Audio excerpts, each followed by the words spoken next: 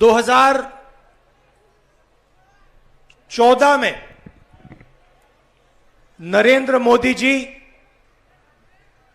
हिंदुस्तान के प्रधानमंत्री बने और उससे पहले वो गुजरात के चीफ मिनिस्टर थे। जो काम उन्होंने गुजरात में शुरू किया वो आज हिंदुस्तान में कर रहे हैं, जिसको गुजरात मॉडल कहा जाता था।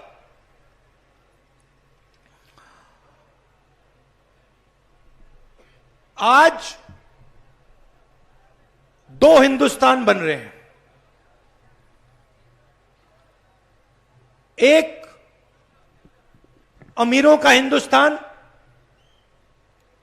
उसमें चुने हुए लोग हैं, बड़े बड़े अरबपति, ब्यूरोक्रेट्स, जिनके पास सत्ता है, धन है, अहंकार है। और दूसरा हिंदुस्तान भारत की आम जनता, आम नागरिक का हिंदुस्तान।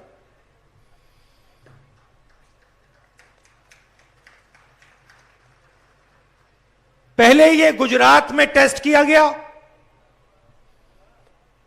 और उसको हिंदुस्तान में अब लागू कर दिया है। कांग्रेस पार्टी दो हिंदुस्तान नहीं चाहती है। हमें दो नहीं चाहिए, हमें एक हिंदुस्तान चाहिए और उस हिंदुस्तान में सबका आदर होना चाहिए, सबको अपॉर्चुनिटी मिलनी चाहिए, सबको शिक्षा मिलनी चाहिए, सबको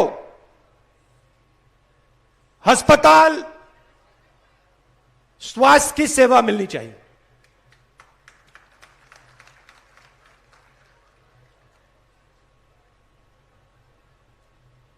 जो बीजेपी का मॉडल है,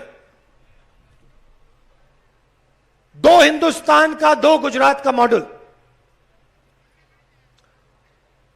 उसमें जनता का जो धन है,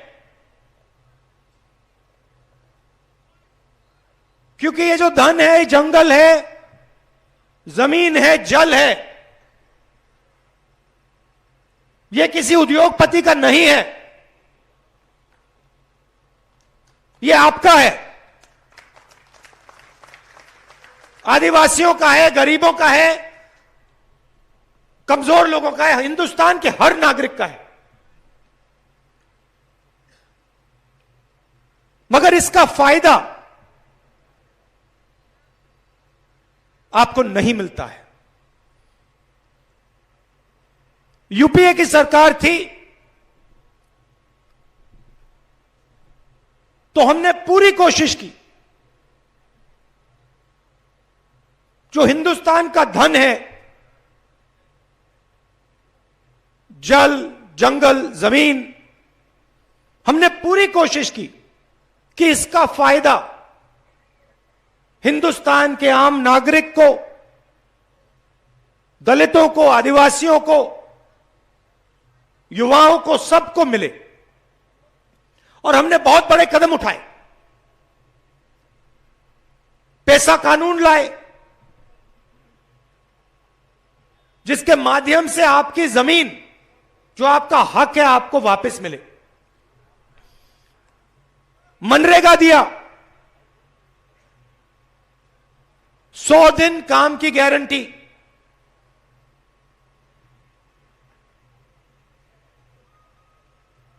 देश में उसको चलाया और करोड़ों लोगों को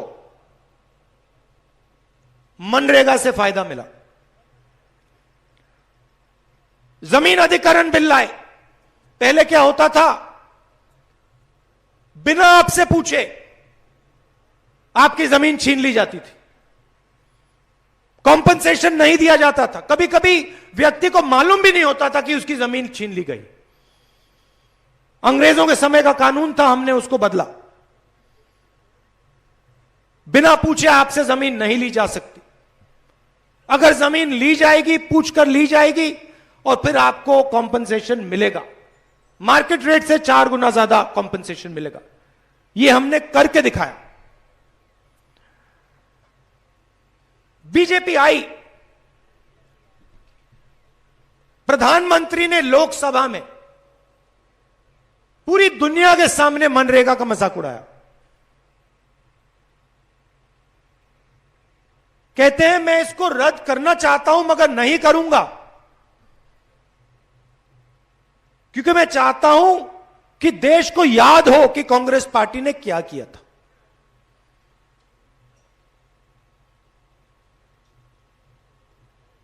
और आज देखिए, कोविड के समय अगर मनरेगा नहीं होता तो देश की हालत आपको मालूम। और उसी प्रोग्राम को बीजेपी आज चला रही है। प्रधानमंत्री आए, नोटबंदी की, आपके जेब में से पैसा निकाला, आपको कहा काले धन के खिलाफ लड़ाई है, बैंक के सामने आपको खड़ा कर दिया। पूरा देश बैंक के सामने खड़ा था। पूरे देश ने अपनी कमाई का पैसा बैंक में डाला। काले धन के खिलाफ कुछ नहीं हुआ।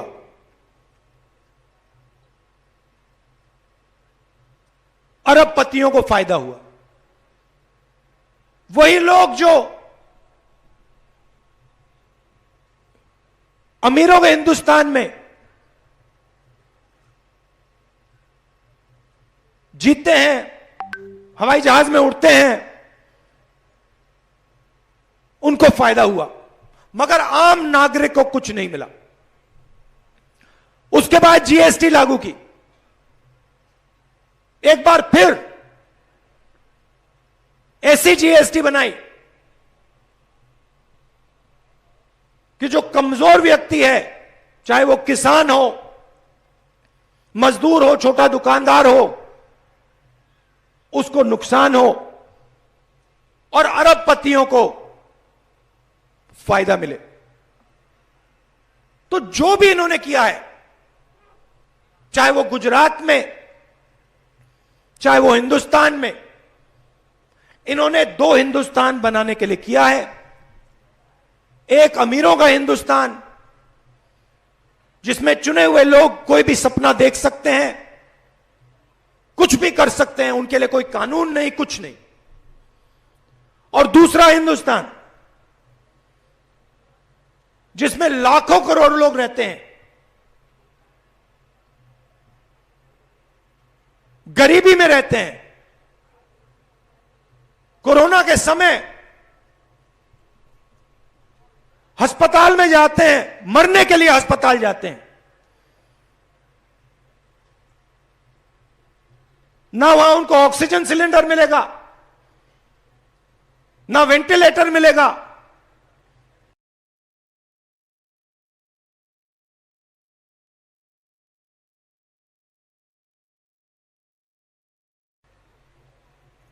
प्रधानमंत्री कहते हैं थाली बजाओ, थाली बजाओ। उसके बाद कहते हैं मोबाइल फोन की लाइट जलाओ। और हमारे मीडिया के मित्र यह सवाल नहीं उठाते कि गुजरात में 3 लाख लोगों ने दम तोड़ा है। ये नहीं कहते कि गुजरात में 3 लाख लोग मरे हैं। ये नहीं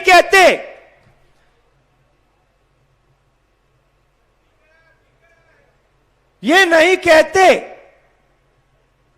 कि गंगा मां लाशों से भर गई थी। ये नहीं कहते कि हिंदुस्तान में 50-60 लाख लोग मरे। ये कहते हैं थाली बजाओ, लाइट जलाओ।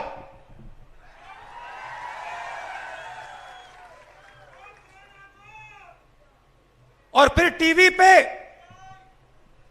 आपको किसी आदिवासी का चेहरा नहीं दिख सकता।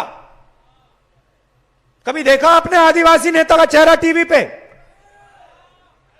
आपको गरीब व्यक्ति का चेहरा नहीं दिख सकता, किसान का चेहरा नहीं दिख सकता, छोटे दुकानदार का चेहरा नहीं दिख सकता। नरेंद्र मोदी का चेहरा दिखेगा।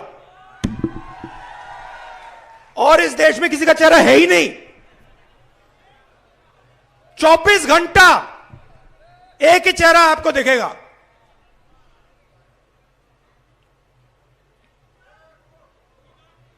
अब यहां क्या हो रहा है? गुजरात में आदिवासियों के साथ क्या हो रहा है? जो आपका धन है, जल, जमीन, जंगल, ये आपका है।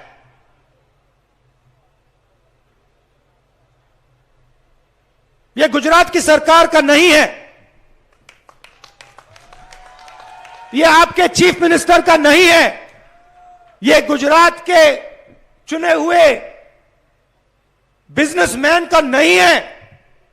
ये आपका है। और इस जल, जमीन और जंगल का फायदा आपको नहीं मिल रहा है। और गुजरात का हर आदिवासी इस बात को गहराई से समझता है, क्योंकि उसको हर रोज इस बात का सामना करना पड़ता है। कोरोना आता है, आदिवासी भाई अस्पताल में जाता है, प्राइवेट अस्पताल में जाता है, उससे पैसा मांगते हैं, पैसा नहीं दे पाता है, वहां दम तोड़ देता है। कॉलेज, यूनिवर्सिटी, स्कूल में जाना नामुमकिन है। सरकारी स्कूल, सरकारी कॉलेजेस सब बंद कर दिए हैं। एक के बाद एक, एक के बाद एक, एक के बाद एक बंद कर देते हैं और पूरा का पूरा प्राइवेटाइज कर देते हैं। उन्हीं 4-5 लोगों के हवाले कर देते हैं। वही बात अस्पतालों में। रोजगार की बात छोड़ दीजिए। रघु शर्मा जी ने भाषण में बहुत अच्छी बात बोली। इंफ्रास्ट्रक्चर बनाने की बात होती है, बड़ी इमारतें बनती हैं, सड़कें बनती हैं, पुल बनते हैं। हर ईंट पर आदिवासियों का हाथ लगता है। हर ईंट पर आपका हाथ लगता है। आप उठाते हो, आप रखते हो, आप सीमेंट लगाते हो, आप पेंटिंग करते हो। मैं आपसे पूछता हूं, आपने गुजरात बनाया, गुजरात का इंफ्रास्ट्रक्चर बनाया, गुजरात की सड़कें बनाई, आपको क्या मिला? आपको कुछ नहीं मिला। ना शिक्षा मिली, ना स्वास्थ्य मिला, ना रोजगार मिला, कुछ नहीं मिला। इसीलिए हम ये आंदोलन कर रहे हैं। आपके दिल में जो आवाज है, जो गुजरात के हर आदिवासी के दिल में है, आपके दिल में, आपके अंदर बंद है।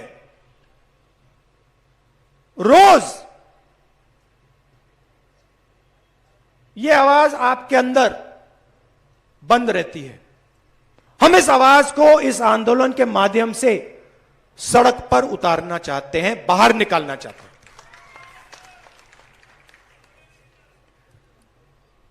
कि गुजरात की सरकार को जो आदिवासियों के दिल में है, जो आदिवासी चाहते हैं, वो सुनाई दे, क्योंकि ये सरकार आपकी आवाज को सुन नहीं रही है। कांग्रेस पार्टी आपके साथ मिलकर इस आवाज को इतना मजबूत बनाना चाहती है कि गुजरात छोड़ो, हिंदुस्तान के प्रधानमंत्री को यह आवाज सुनाई दे जाए।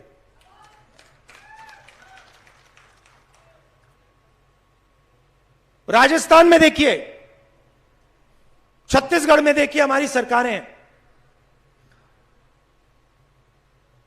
हमने राजस्थान और छत्तीसगढ़ में चुनाव के समय गारंटी दी।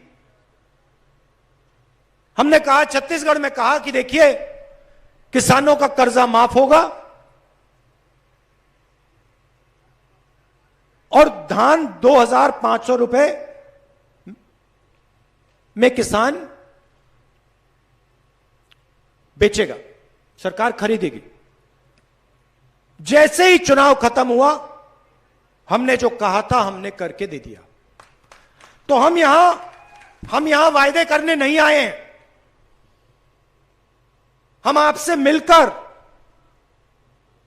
समझना चाहते हैं कि आदिवासियों के लिए हमें क्या करना है। आंदोलन का लक्ष्य है, आंदोलन का लक्ष्य है कि आदिवासी क्या चाहता है, और जब कांग्रेस पार्टी की सरकार आएगी, कांग्रेस पार्टी आदिवासियों को क्या गारंटी देगी। खोखले शब्द नहीं, गारंटी कि अगर हमारी सरकार आई, हम गारंटी करके 100% ये काम आपको हम करके दे देंगे।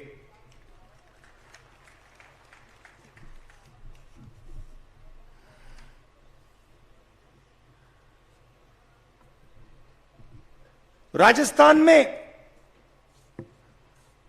हमने स्वास्थ्य का मॉडल तैयार किया है। हर जगह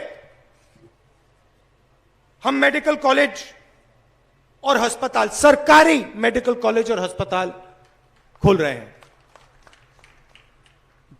10 लाख रुपए मेडिकल इंश्योरेंस मिलता है राजस्थान में। 5 लाख रुपए एक्सीडेंट क्लेम इंश्योरेंस मिलता है। मुफ्त में दवाई मिलती है, मुफ्त में मेडिकल इन्वेस्टिगेशन होता है, सारे के सारे ओपीडी मुफ्त।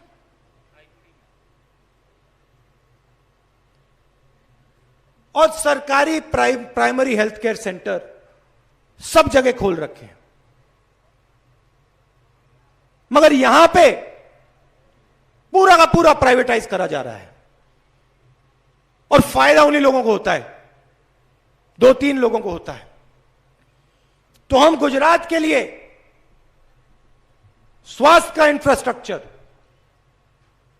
शिक्षा का इंफ्रास्ट्रक्चर तैयार करना चाहते हैं। छत्तीसगढ़ में, दूसरा उदाहरण देता हूं, छत्तीसगढ़ में हमने इंग्लिश मीडियम स्कूल का पूरे प्रदेश में जाल बिछा दिया है। प्राइवेट स्कूल नहीं, सरकारी स्कूल, जिसमें गरीब से गरीब लोग अपने बच्चों को भेजकर अंग्रेजी सिखा सकते हैं। तो यह काम हम यहां करना चाहते हैं। यहां पे बड़े बड़े प्रोजेक्ट्स बनते हैं, मूर्तियां बनती हैं, तापी रिवर लिंक प्रोजेक्ट बनता है, आपसे आपका पानी छीना जाता है, अरबपतियों को दिया जाता है, कोई फायदा नहीं होता है। मैं तो आपसे सीधा कह रहा हूं, कांग्रेस पार्टी यहां चुनाव जीतेगी। ये जो रिवर लिंकिंग का प्रोजेक्ट है इसको हम बंद कर देंगे, खत्म कर देंगे।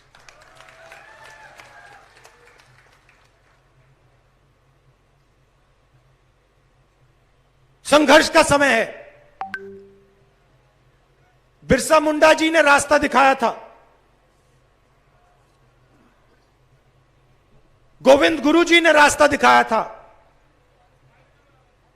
अब गुजरात के आदिवासियों को, खासतौर से गुजरात के आदिवासी युवाओं को एक साथ मिलकर संघर्ष करना पड़ेगा। कांग्रेस पार्टी के साथ मिलकर संघर्ष करना पड़ेगा। बीजेपी की सरकार आपको कुछ नहीं देने वाली है, आपको लेना पड़ेगा। कुछ नहीं देंगे वो आपको, आपसे छीनेंगे। जो आपका है वो छीनेंगे। अब आपको जो आपका है उनसे छीनना पड़ेगा। और बिना डरे, यहां जिग्नेश बैठा है, पहली बार मैंने सुना आंदोलन करने के लिए परमिशन की जरूरत है। सिर्फ गुजरात में, और दुनिया में कोई ऐसी जगह नहीं है जहां पे भैया आंदोलन करने के लिए परमिशन की जरूरत है। 3 महीने की जेल दे दी। मगर मैं जिग्नेश को जानता हूं, इसको आप 10 साल की जेल दे दो, कोई फर्क नहीं पड़ने वाला। और ऐसे ही गुजरात में लाखों युवा हैं जो सच्चाई को समझते हैं, जो जानते हैं गुजरात मॉडल क्या है, नरेंद्र मोदी जी का मॉडल क्या है, जानते हैं, समझते हैं। और मैं उनसे कहना चाहता हूं, नया गुजरात बनाना पड़ेगा। आपके भविष्य की बात है। आप रोजगार चाहते हो, शिक्षा चाहते हो, स्वास्थ्य चाहते हो, ये लोग आपको नहीं देने वाले हैं। ये लोग सिर्फ 2-3 अरबपतियों को आपका भविष्य बेचना चाहते हैं। तो आपको, गुजरात के युवा को, चाहे वो आदिवासी हो, दलित हो, जो भी हो, हर जात का हो, आप सबको मिलकर खड़ा होना पड़ेगा। आपके भविष्य की लड़ाई है। हम इस लड़ाई में, कांग्रेस पार्टी और मैं, हम इस लड़ाई में आपके साथ खड़े हैं, 24 घंटा खड़े हैं। और एक बार फिर जो हमारा पुराना मॉडल हुआ करता था, कोऑपरेटिव मॉडल, जनता का मॉडल, अमूल का मॉडल, उस मॉडल को हम फिर गुजरात में लाना चाहते हैं, जहां पे जनता की आवाज, जो जनता के दिल में हो, जनता की आवाज सरकार को चलाए। मिलकर, एक साथ मिलकर सरकार को चलाए।